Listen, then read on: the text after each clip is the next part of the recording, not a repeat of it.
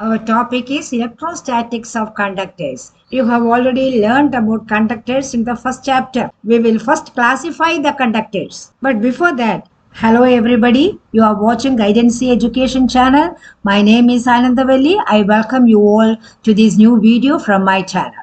Please watch the video completely so that you get all points cleared, and if you think the video is useful, do like the video, share the video with your friends, and also leave your feedbacks as comments in the comment box below. If you have not yet subscribed my channel, do subscribe it now and support me. Press the bell button and all button for notification of more videos like this. Thank you very much. Come, let us start. Conductors can be broadly classified into two types: metals and electrolytes. Whatever the type, conductors in general have mobile charge carriers. Mobile means moving from one place to another. In the case of metals, the mobile charge carriers are superficial valence shell electrons. Each metallic piece will have innumerable number of atoms. Atoms will be present in the inside of the metal as well as on the surface. On the surface, the valence shell electrons have the ability to leave the metallic piece and conduct current. Those atoms which lose electrons will become positive ions, that is cation. Protons cannot function as charge carriers because protons are localized inside the nucleus. In the case of electrolytes, the mobile charge carriers are the positive and negative ions. You already know that certain salts, when dissolved in water, dissociate into cations and anions. In this video, we are going to discuss electrostatics of conductors with reference to metals only. We will discuss certain features of conductors. A few features of conductors are given in your textbook. We will follow them. First one, electric field inside the conductor is always zero. For an uncharged conductor, the total number of electrons, that is negative charge, will be equal to total number of positive charge, that is protons. So negative Q is equal to positive Q. Negative charge is equal to positive charge. So they get cancelled. So there is no net charge. Net charge is zero. Therefore, electric field also is equal to zero. When the conductor is placed in an external electric field, all the negative charges will move in a direction opposite to the direction of the electric field, and all the positive charges move in the direction of the electric field. So right in the center of the conductor, there is no charge due to separation of these charges. So now also there is no electric field inside the conductor. The arrow-headed lines show the direction of the external electric field. When the conductor is charged, all the additional charges will reside on the surface of the conductor. So inside the conductor, negative Q is equal to positive Q. Therefore, net charge is equal to zero. Therefore, electric field is also zero. You already know a body gets positively charged by losing electrons, and by gaining electrons, an object gets negatively charged. Now we have proved feature number 1. Second feature, electric field due to the charged conductor is perpendicular to its surface. When a conductor is charged, the charges will reside on the surface, and due to these charges, there will be electric field directed on all sides of the surface of the conductor. But this electric field will be perpendicular to the surface. Consider a very small area segment on the surface. I will show it separately for clarity. How can we prove this statement? Let us suppose the electric field is bent at an angle and not perpendicular to the surface. Then it will have a component along the x-axis, that is along the surface, that is E cos theta, and another component along the vertical plane, that is perpendicular to the surface, which is E sin theta. For a point on the area segment on one side of the surface, there is a similar point on the area segment diametrically on the opposite side. The surface of the conductor is an equipotential surface. Considering the electric field as bent and not perpendicular to the surface, the vertical component at this point will be cancelled by the vertical component on the other point, which is diametrically at the opposite side. So there will be only this horizontal component E cos theta at each point. And as a result, the charges will have a tendency to move in a circular path on the surface of the conductor. Moving charges will set up a current, but such a thing does not happen. So it means that the electric field on the surface of the charged conductor is not bent, it is perpendicular to the surface. We have proved this statement. The third feature, potential inside the charged conductor is constant at any point and is the same as potential on the surface.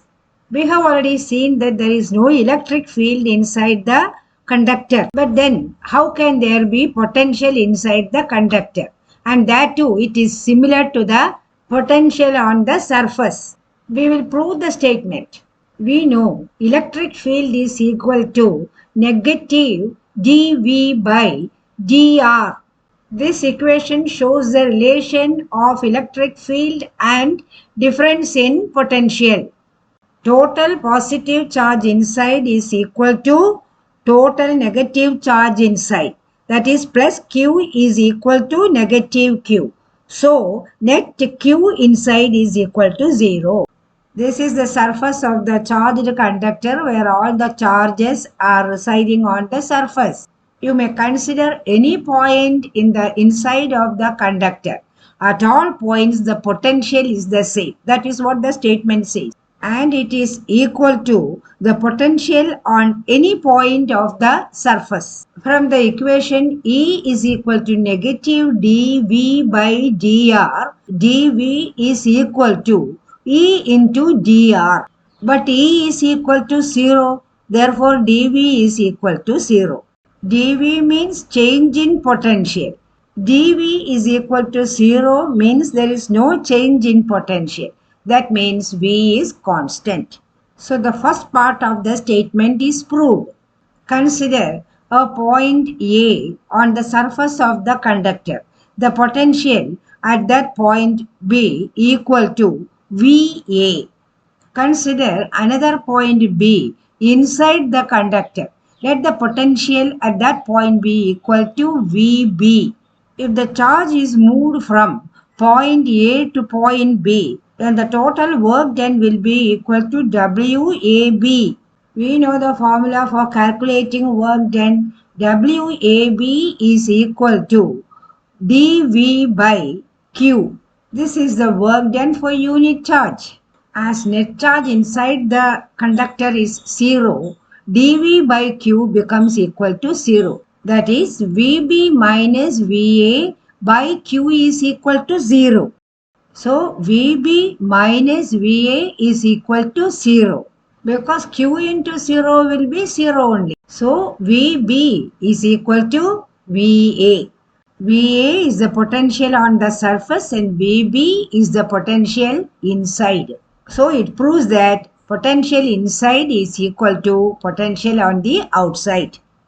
Feature number 4. Electric field on the surface of the conductor is sigma upon epsilon naught n cap. Sigma is the surface charge density. Epsilon naught is a constant. It is the permittivity of the medium. N cap is the unit vector for direction of electric field, which is perpendicular to the surface of the conductor.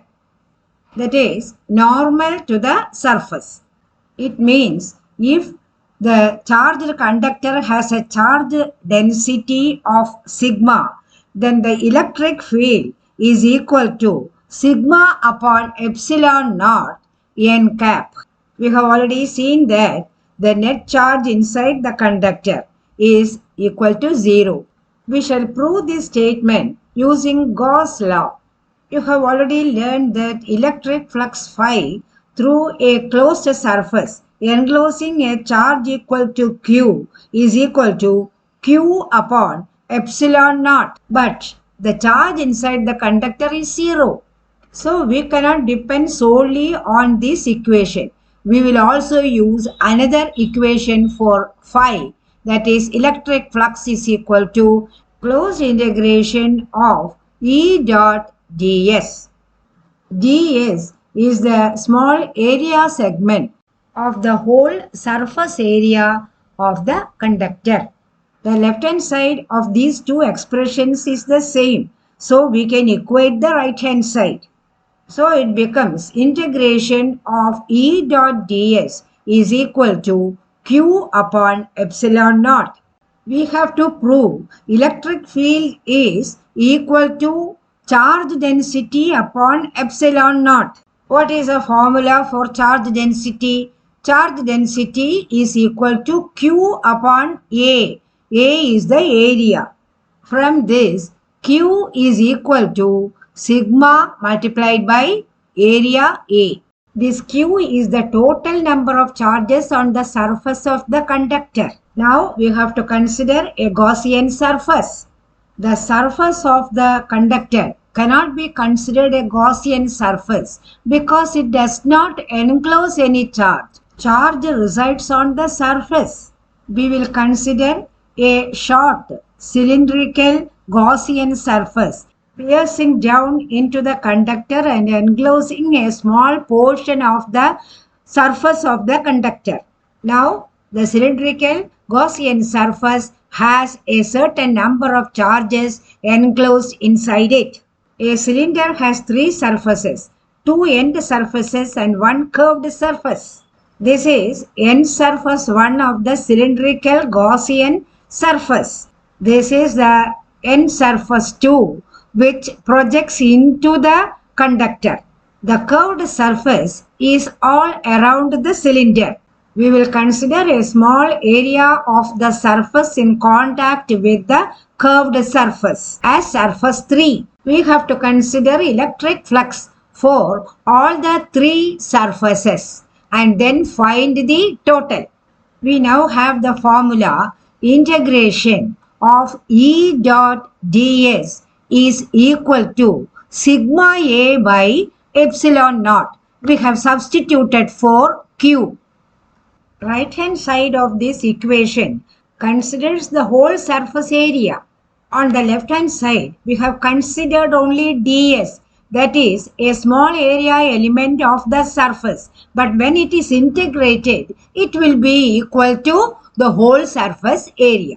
So the equation is clear now. E dot ds on the left hand side will be, when we open it up, it will be integration of E ds cos theta equal to sigma A by epsilon naught. Theta is the angle between electric field and area vector. For end surface 1, the direction of electric field and direction of area vector are parallel, that is they are in the same direction. So theta is equal to 0. So flux through end surface 1 is equal to integration of E ds cos 0 degrees plus flux for end surface 2. It is equal to 0 because there is no electric field inside the conductor.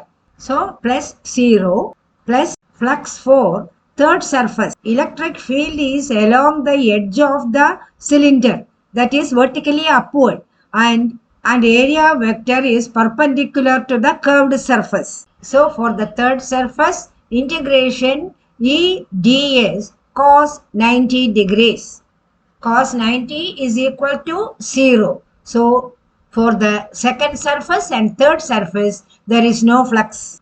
So total flux is only integration of E ds because cos 0 degrees is equal to 1. As the surface is equipotential, electric field is constant. So we can take electric field outside. So this becomes equal to E integration ds, that is equal to EA. So our equation becomes EA is equal to sigma A upon epsilon naught. A on either side get cancelled. So what remains is E is equal to sigma upon epsilon naught. That is our equation. That is what the statement says. Electric field is normal to the surface, so this multiplied by n cap. So we have proved the fourth feature. Okay, one more point. If you are considering a negatively charged conductor, then the electric field will be directed downward. That is all. That is the only difference. Then also it is perpendicular to the surface. This end surface one is very close to the surface of the conductor. So the electric field on that surface is the same as that on this surface of the conductor. Okay. Feature number 5, electrostatic shielding. This feature is really an application of one of the properties of conductors. We know for a charged conductor, all the extra charges reside on the surface and the electric field inside the conductor is equal to 0. So any object which is kept inside the conductor is shielded or protected from electric field. So even if a conducting material is kept in an external electric field, it will be protected. That is, the inside of it will be protected from the external electric field. That is called electrostatic shielding. This feature of the conductor is used in many fields. For example, certain very valuable equipments are protected in this way from external electric field. Another important and valuable application of this feature is that during thunder and lightning, it is safer to be inside a vehicle, that is inside a car, rather than stand outside, because the charges developed in the surroundings due to thunder and lightning will be residing only on the surface of the car, and inside the car there won't be any electric field. So people are safe. So we have discussed some 5 important features of the conductor under electrostatics of conductors. Each point is important and some points also have proofs. So such points also may be asked for the exam. I hope the video was useful, and if you think the video is useful, do like the video, share the video with your friends, and also leave your feedbacks as comments in the comment box below. If you have not yet subscribed my channel, do subscribe it now and press the bell button and all button for notification of more videos like this. Thank you very much for your support. We will meet in the next video with another important topic like this. Till then, bye. Take care.